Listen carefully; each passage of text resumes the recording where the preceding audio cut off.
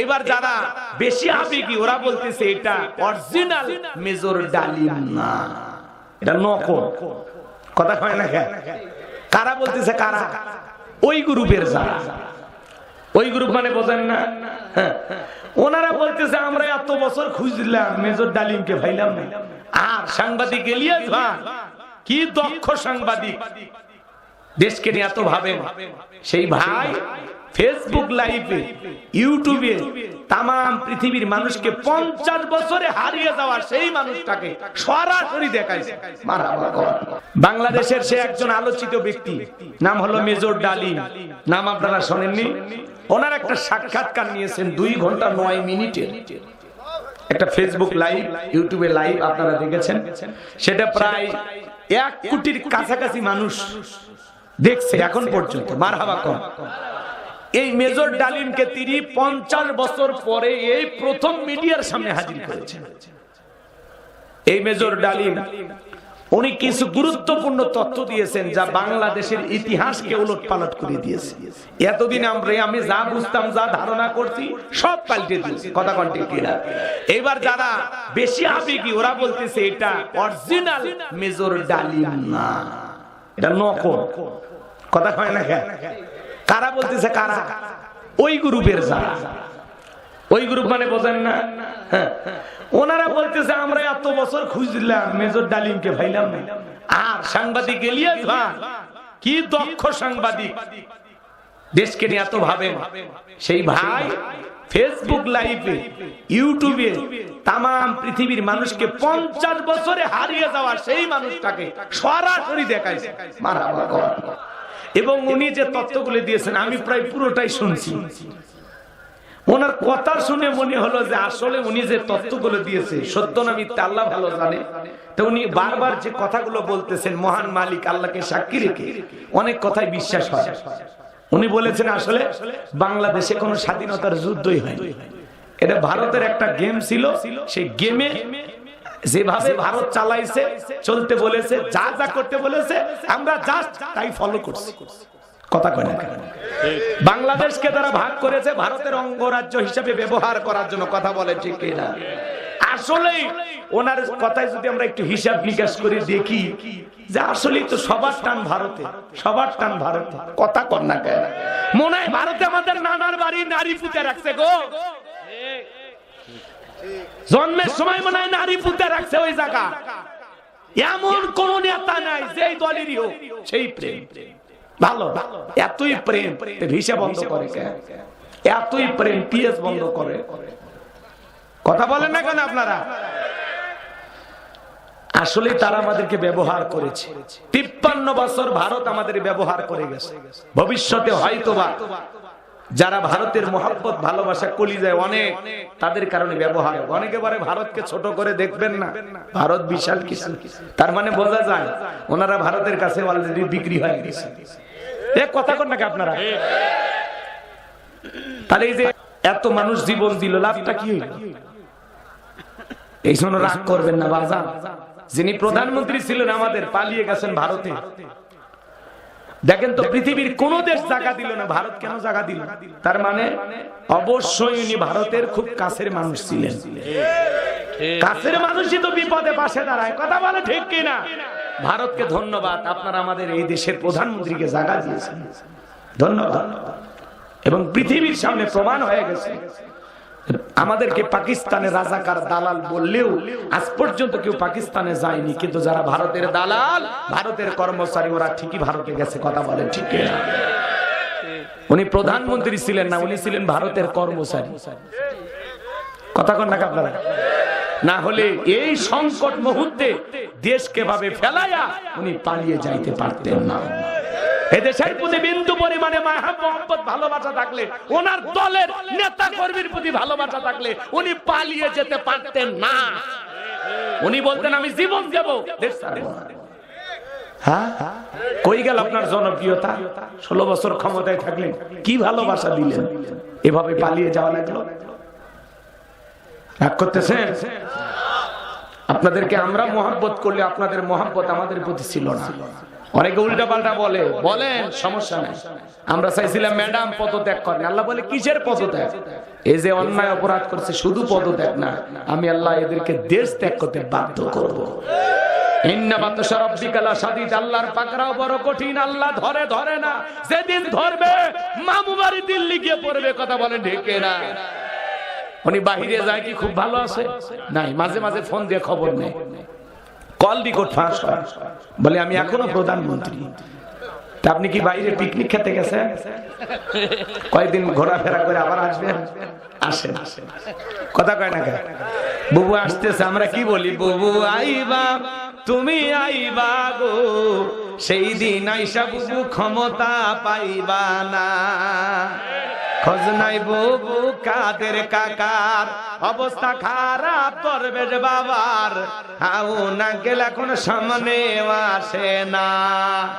নেহাতা কর্মী সব জেলের ভিতর, আমি আসি ডরের ওপর, কখন জানি আসে গ্রেফতারি পরোয়ানা। বুবু আইবা, তুমি আইবা গো, সেই দিন আইসা বুবু ক্ষমতা পাইবা না। বুবু আইবা, তুমি আইবা গো, সেই দিন আইসা বুবু চিয়ার পাইবা না। ক্ষমতার চেয়ার থেকে নামা সহজ, কিন্তু ওই চেয়ারে ওঠা কঠিন। আর আমরা আগামীতে সিদ্ধান্ত নেবার চাই, হোক কোন নারীকে এই দেশের প্রধানমন্ত্রী বানাবো না। আগামীতে এই দেশের পুরুষ প্রধানমন্ত্রী কারা কারা চান? হাত তুলে দেখান। লিল্লাহে তাকবীর। নারীদের দেখার দিন শেষ, আগামীতে পুরুষের বাংলাদেশ। হ্যাঁ, নারী মানুষ ক্ষমতা গেলে দেখেন এক এক পাতি নেতার গরম এলাকায় থাকা যায় না। মেয়ে মানুষ তো দেশ চালাবার পারে না, চালায় কারা? পাতি নেতারা। কথা কথা কয়, আমাকে চিনিস? আমি উমুক দলের উমুক নেত্রীর উমুক উমুক, তার খালাতো বোন, তার ছোট মেয়ে, তার মেয়ে আমি বিয়ে করছি। কি হাইব্রিড পরিচয়! এত গরম দেখাবেন না। আল্লাহ যদি তিনবার বমি দেওয়ার পিছনের দরজা একবার ঢিল করে দেয়, দাঁড়ায় থাকতে পারবেন না। বগুড়া শহীদ মেডিকেল কলেজ হাসপাতালে ভর্তি হয়ে থাকা লাগবে। দুপুরে স্ত্রী দেখতে গেছে, সেলিমের বাপ, তোমার শরীরের কি অবস্থা? কয় মা তুমি দোয়া করো। বড় ছেলে বিকেলে দেখতে গেছে, আব্বা শরীরের কি অবস্থা? কয় ভাই তোমাকে চিনতে পারলাম না। আল্লাহ যদি পাতলা পায়খানার বমি দেয়, বউ বাচ্চা করছি না, টাইম দিবি না। কথা কোন ঠিক কিনা? বিশ্বনবীর জামানায় এক পাতি নেতা ছিল, বলবো 2-3 মিনিট যদি লাগে বলবো নাকি? এর নাম ছিল মহাবীর আমর। প্রতিমার সামনে দাঁড়ায় লাত, উজ্জা, দেবদেবী, সরস্বতী, রাধাকৃষ্ণ, ভগবতী, এগুলো প্রতিমা। কথা কি বোঝেন না? এগুলোর সামনে দাঁড়ায় শপথ গ্রহণ করে বলতেছে, যতক্ষণ আব্দুল্লাহর বেটা মুহাম্মদ সাল্লাল্লাহু আলাইহি সাল্লামের দেহ থেকে কাল্লা না ফেলাইতে পারবো, ততক্ষণ পর্যন্ত আমি এক ফোঁটা পানিও পান করব না। চিৎকার মেরে বলুন নাউজুবিল্লাহ। আমার নবী কিন্তু হিজরত করে চলে গেছে মদিনায়, নবী মক্কায় নাই। নবী কই? কিন্তু কাফেরদের মাথার ঘুম, মানে এদের মাথায় টেনশন, চোখে ঘুম নাই। নবীজি না জানি মদিনায় যায় কি করতেছে, এই ভয়ে কাফেরদের ঘুম হারাম। কথা বুঝছেন? এই পাতি নেতা মানে ছোট ছোট খাটো নেতা, গুরুত্বীয় লিডার, দলপতি। ওই জামানায় বলা হতো গুরুত্বীয় লিডার, দলপতি, মুরল, মন্ডল, মাতাব্বর। এখন যেরকম চেয়ারম্যান, মেম্বার, ছোটখাটো নেতা। রাগ করছেন? তাহলে নবী কোথায়? জোরে জোরে নবী কোথায়? বিশ্ব নবী ওই জায়গায় দাওয়াতি কাজ চালাইতেছেন। মক্কার কাফেরদের কেন রাসূলের কোনো মাথা ব্যথা নেই। নবীজি আপন গতিতে দ্বীনের দায়, দ্বীনি দাওয়াতি কাজ চালিয়ে যাচ্ছেন। কিন্তু এই কাফেরদের মাথা ব্যথা হলো না জানি মদিনা যায় কি করতেছে। এই জন্য প্রতিমার সামনে দাঁড়া শপথ করলো নবীজির কাল্লা নেবেন। বলেন তো বাজান, আমার নবীকে ওর পাকা ধানে মই দিছে? হ্যাঁ, ওর বাড়িতে কোনদিন চুরি করতে গেছে? আমার আপনার নবীর কি কোনো অপরাধ আছে? না, বিশ্ব নবীর কোনো অপরাধ নাই। নবীজি কালেমার দাওয়াতে ইসলামের প্রচার প্রসার করে, কাফেরি বেঈমানের সহ্য করতো না। কথা বলেন ঠিক কিনা? আমার ভাইয়েরা,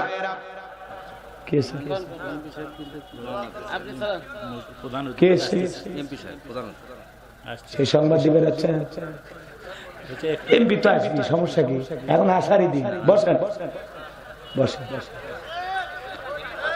এমপি সাহেবকে আমরা চিনি, ফর্সা মানুষ, কি সুন্দর, আসলেই দেখতে পারবো। আপনাকে বলা লাগবে কেন? কথা কয় না? হ্যাঁ, সময় মতো আসবে। না শেষ করবো না, কে কইছে শেষ করবো? আরে বাড়ি কাছে আছে, একটা বন্ধু ওয়াজ করবো, বসেন না। এতক্ষণ তো খালি আয়াতের প্রথম অংশ বুঝেছি, আরো কত কথা আসে। ফেরেশতা কিভাবে আসবে, ভয় পাবো না কিভাবে, মুক্তি পাবো কিভাবে, অনেক কথা বলা আছে। জান্নাত পে কিভাবে আনন্দিত করবো, হুর দিন না বউ দিন নিয়ে বলা নাকি, তো মেলা কথা বাকি আছে। যাবো যাবো, তাহলে এই জায়গায় একটু ঘটনাটা বলে দিই, মন খারাপ করেন আমার ভাইয়েরা। নবীজির মাথা নেওয়ার ঘোষণা করে মহাবীর আমর মদিনার পথে রওনা করলেন। আল্লাহ তাআলা বিশ্ব নবীর কানে খবর পৌঁছায় দিলেন, নবী গো, ওই মক্কার মহাবীর আমর আপনার কাল্লা নেওয়ার ঘোষণা করে রওনা করেছে। নবী আমার টেনশনে পড়ে গেল, কি করা যায় কি করা যায়। সাহাবায়ে কেরামদেরকে বললেন, হযরত ওসমান রাদিয়াল্লাহু তাআলা ডেকে বলেন, ও গো নবী, আপনি আল্লাহর এত বড় পয়গাম্বার, ওই আমর আপনার চেহারা দেখার আগে আল্লাহ যেন প্যারালাইজ করে দেয়, আপনার কাছে পৌঁছার যেন ক্ষমতা না থাকে, আপনি একটু আল্লাহ তাআলার কাছে ওর জন্য দোয়া করে দেন। বিশ্বনবী তখন হযরত ওসমানের কথা শুনে আসমানের দিকে হাত তুলে ধরলেন, দেখে বলেন, আল্লাহ, ওই মক্কার মহাবীর আমর আমার মাথা নেওয়ার আগে ওর হাত পা এতটুকু শুধু বলেছেন। আল্লাহ ডেকে বলে, জিবরাইল, আর করিস না দেরি, আমার বন্ধুকে জানায় দাও তাড়াতাড়ি। আমি আল্লাহ পাক শুধু দুই হাত দোয়া করার জন্য দেই নাই, মাঝে মাঝে জালিম আর বেঈমানদেরকে সাইজ করার জন্য ওই দুই হাতে লাঠিও তুলে নেওয়া লাগবে। বলেন আল্লাহু আকবার। জিবরাইল এসে বলে, নবী, দোয়া কবুল হবে না, হাত নামান। বিশ্ব নবী তখন হাত মুখে না লাগাইয়া হাতের উপরে রাখা দিলেন। আমরা অনেকে দোয়া করি আর দড়ি পাকাই, কথা করে মুনাজাত করে এরকম দড়ি পাকা, দড়ি পাকা আগেকার মানুষ এরকম দড়ি পাকাতে দেখেননি, দেখেননি ইংরেজ ছাপ দিচ্ছিল আর এরকম দড়ি পাকা ছিল। দাদা নানারা কথা কয় না ভাই, নিজের চোখে দেখছি। হ্যাঁ, হাতত খালি ছাপ লাগায় আর এরকম দড়ি পাকায়, পাটের দড়ি, মনে আছে? দাদাগিরি এখনো মনে আছে। তোমরা পোলাপান দেখছো কেমনে বাবা, তোমরা তো হয়া থেকে খালি ঠেলতেছো, আর আমরা কত জীবন পারি দিছি। পরে ভাতিজা পরে গল্প করুন, এদিক টাকা তোমাদের জন্য স্পেশাল ওয়াজ আছে। তোমরা আগামীর বাংলাদেশ, তোমরাই ভবিষ্যতে এলাকার এমপি মন্ত্রী হবা। এখানেই বসে আছে কাহালুর পক্ষে সংসদে দাঁড়ায় কথা বলবে এরকম কলিজার টুকরা সন্তান। এদেরকে যত্ন করে বড় করতে হবে। এক একটা আর্মি হবে, র্যাব হবে, পুলিশ হবে, এমপি হবে, উপজেলা চেয়ারম্যান হবে, নিয়াত্তা হবে। পারবে না ভাতিজা? সাহস আছে ওর, দেখছে ও মাথা ঝোঁকাতেছে, ও বিরাট বড় মেম্বার হবে। রাগ করতেছেন মনে হয় আপনারা, সামনের দিকে যাই ভাইয়েরা আমার। আমি যে কথা বলতে চাচ্ছিলাম বাজান, অনেকে দোয়া করে আর দড়ি পাকায়, কেউ দোয়া করে আর প্রেসার মাপে, আবার এরকম চুপচাপ করে, যারা খুব চালাক এরকম চুপচাপ করে হাত ধরে থাকে, মানে ক্লান্ত, হাত তুলে থাকার শক্তি নাই যে ভাই, দুর্বল। আবার যারা বেশি সেনা এরা হাতই তোলে না, চুপচাপ থাকে। হুজুর যখন বলে আমিন, মুনাজাত শেষ, তখন বলে আমিন হুজুর আজকে দোয়া ভালো হয়েছে। ও বাটপার দোয়াই ধরেনি, কথা কন